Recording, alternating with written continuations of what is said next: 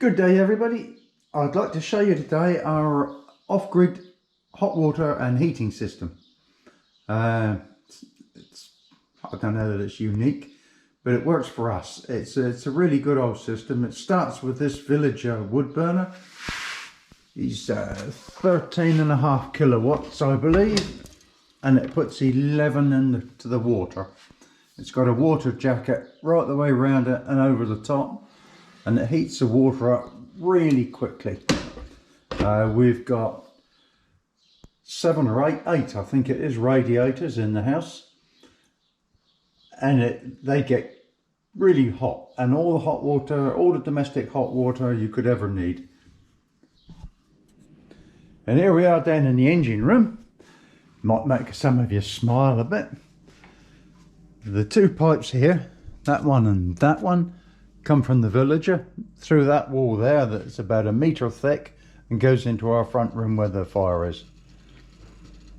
And all the time the fire's going, this little pump here runs the water around. You can divert it through the radiators manually, or to the hot water tank, or in the winter when the fire's going strong we split it about 50-50 and it goes always. But in the summer, like it is now, when we haven't got the fire light, we have this tank here and a separate system which is a similar thing there, a pump,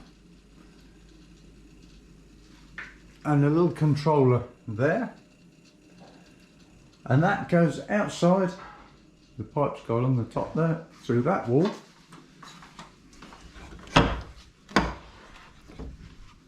out here to these tubes.